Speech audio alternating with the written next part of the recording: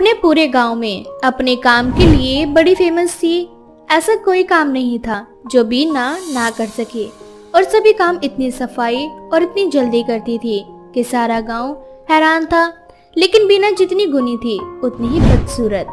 ऐसे ही एक दिन राहुल अपनी माँ के साथ बीना को देखने आता है और बीना को देखते ही राहुल का मुंह बन जाता है। पर राहुल की माँ तारा बीना को पहली ही नजर में पसंद कर लेती है। अरे बहन, मुझे तो आपकी लड़की में कोई खोट नजर नहीं आ रही। आपकी लड़की तो सच में बहुत ही सुंदर है। मुझे तो अपने राहुल के लिए आपकी बीना बहुत पसंद है। आप तो बस जल्दी से चट मंगनी पट्टे ब्याह करने की तैयारी करिए। पर माँ, मुझे ये लड़की नहीं पसंद। आप खुद देखो, ये बिल्कुल भी सुंदर नहीं है। सब मेरा मजाक बनाएंगे। राहुल बेटा, ऐसा नहीं बोलते।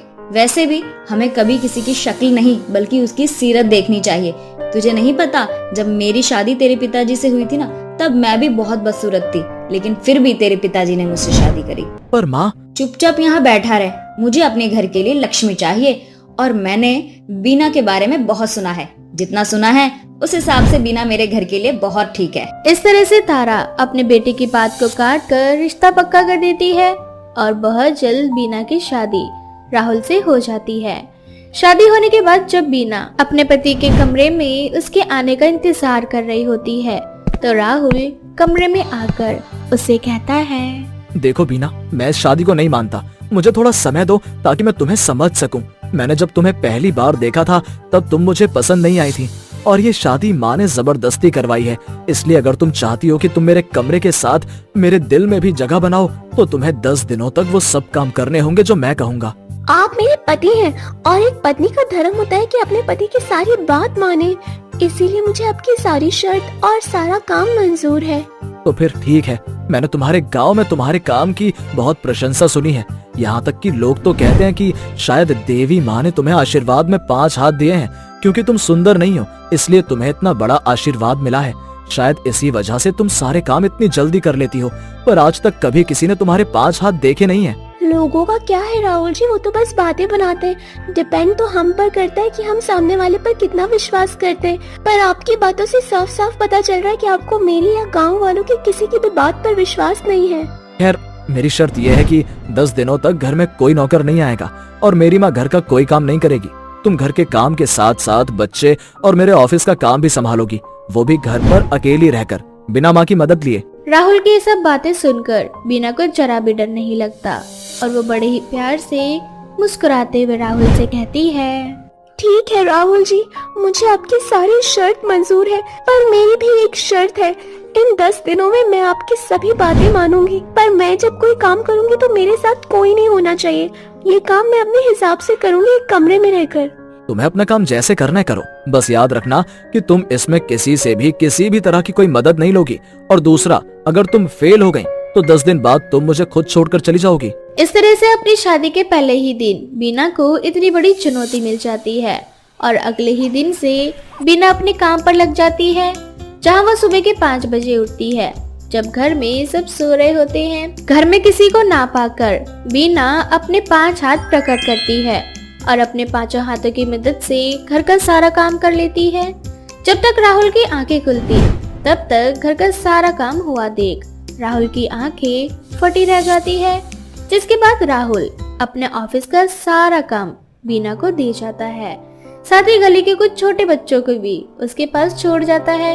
ये सब देख तारा बीना से कहती है, बहू, इतनी सारी ऑफिस की फाइल, ये सारी फाइल तो राहुल की है और मोहल्ले के सारे छोटे बच्चे हमारे घर में क्यों हैं?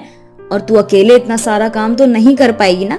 ला, मुझे बता, मैं तेरी मदद करा देती हूँ। नहीं नहीं माँ जी, आप रहने दीजिए और जाकर आराम कीजिए।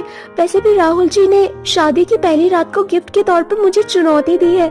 अगर मैं इन 10 दिन में इस चुनौतियों को पार नहीं कर सकी तो मुझे इस घर की दहलीज को पार करना पड़ेगा और मैं नहीं चाहती कि मैं इस घर को या राहुल जी को छोड़कर जाऊँ। इस तरह से बीना सारी बात तारा को बताती है। अपने बेटे की शर्त सुनकर तारा को बहुत गुस्सा आता है और रात को जब राहुल घर आता है तो तारा राहुल से कहती है, राहुल बेटा, ये कैसी शर्त है? बीना बहू भी हमारी तरह इंसान है। भगवान ने उसको भी 2 हाथ दिए हैं। भला वो इतना सारा काम कैसे कर पाएगी? तूने क्या सोच के ये सब किया? माँ, आपने ही तो मुझसे कहा था कि बीना अपने पूरे गांव में फेमस है। कहा जाता है कि देवी माँ उसके साथ है और देवी माँ ने उसे 5 हाथ दिए हैं। अगर ये बात सच है तो बीना के लिए कोई भी काम बड़ा कैसे हुआ, बस यही जानने के लिए मैंने बीना को ये चुनौती दी है। इतना बोलकर राहुल वहाँ से चला जाता है और तारा चाहकर भी बीना की मदद नहीं कर पाती। पर बीना अपनी देवी माँ के आशीर्वाद से और अपने 5 हाथ से सभी कामों को बड़े ही आराम से कर लेती है। इस तरह से 9 दिन बीत जाते हैं और राहुल को समझ नहीं आता कि आखिर वो बीना को अपनी दी हुई चुनौतियों में कैसे हराए ताकि उसका पीछा बीना से छूट सके। और इसलिए 10वें दिन वो अचानक से अपने घर में एक छोटी सी पार्टी रखता है और बीना से कहता है, बीना, अभी शाम के 5 बज रहे हैं, रात के 8 बजे 200 लोग आएंगे। आज मैंने हमारी शादी की पार्टी दी है, इसलिए उन 200 लोगों का खाना तुम्हें अकेले ही बनाना है। इतना बोलकर राहुल वहाँ से चला जाता है और बीना अपने काम पर लग जाती है। अब बीना अकेले किचन में 200 लोगों का खाना बना रही होती है और तभी राहुल खुद से कहता है, आज मैं घर पर हूँ, आज मेरे पास सुनहरा मौका है, आखिर मैं भी तो देखूं इसके बारे में जो अफवाह फैली है वो सच है या झूठ। इस तरह से राहुल अब किचन में जाता है जहाँ वो बीना को उसके 5 हाथों के साथ काम करता हुआ देखता है। ये देखकर राहुल के पैरों तले जमीन खिसक जाती है और उसे अपनी गलती का एहसास हो जाता है। जिसके बाद राहुल बीना से कहता है, बीना, गांव वाले तुम्हारे बारे में जो बात करते हैं वो सब सच है। मैं तुमसे नफरत करता रहा, तुम्हारी बदसूरती देखता रहा, जबकि भगवान जी का स्वयं तुम पर हाथ है और ऐसी लड़की मुझे मिली है जिसके आने से मेरी जिंदगी में सब कुछ अच्छा ही हो रहा है, पर फिर भी मैंने तुम्हारी कदर नहीं करी, मुझे माफ कर दो। राहुल जी, आपने मुझे अपना लिया, मुझे और कुछ नहीं चाहिए।